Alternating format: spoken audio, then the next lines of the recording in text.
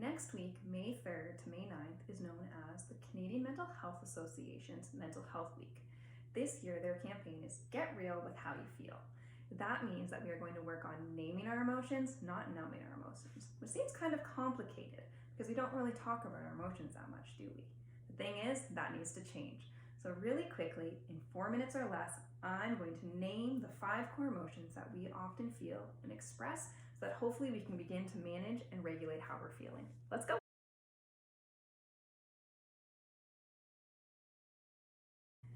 Five emotions: joy, sadness, anger, disgust, fear. 5 core emotions that we all commonly feel, but we have to practice naming them. So what do they look like? Joy or happiness might look like a smile on someone's face. It might sound like a squeal of delight or laughter. Your body might feel light if someone asks you how you are feeling. Joy or happiness lets us know that there is something going on in our life that we like and we want to maintain or keep because it feels good. The next emotion is sadness. Sadness might feel like a tightness in your body or heaviness. You might have a tightness in your throat if you are trying to talk. You might have watery eyes or be crying. Sadness is often felt when we have a loss of someone or something in our lives that we wanted to keep, and so we have to deal with coping with that change.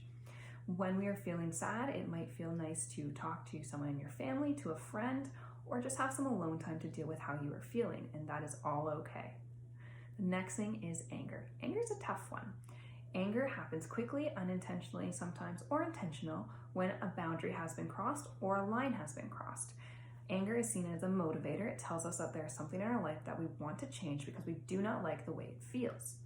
Anger might feel like a tightness in your body. You might clench your jaw. You are not going to be smiling. It might sound very loud. Someone might be yelling or screaming, and it sometimes can get physical. So violence is not ideal when it comes to dealing with anger. Anger is telling you to try for a change. So this might mean talking to someone, using I statements to explain how you feel. It might mean that you need to take space, but it's all about being aware of what your body is telling you is happening so that you are able to manage that feeling. The next feeling is disgust. Think about seeing something gross or touching something gross. Your body is telling you that there might be something that is harm. It could be poisonous, contaminated. It might be none of those things, but our body naturally reacts to give us a warning. So disgust might be just get away from me. I don't want to deal with it. And that is okay too. The last one is fear. Fear is also part of anxiety. So sometimes we might be worried about something or nervous. This is where we have our fight, flight, or freeze reaction. Again, this is an emotion that is telling us how to keep ourselves safe. Important in the world, if there's a car coming down the street, you're going to want to get out of the way. So your body needs to react. It's just about being aware of how this feels. It might be a tenseness. You might have a quicker heartbeat or feel trembling or shaking. You might be talking a little bit quiet, or you might yell if you scream because you were scared. Okay, so 5 emotions.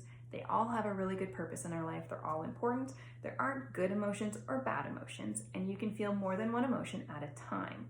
This is going to change throughout the day, or it might stay the same some days. And all of this is all good as long as you're aware of what emotion are you feeling and how can you manage it. So I feel happy today, feel a little bit sad today. What are you going to do about it? Hope that helps.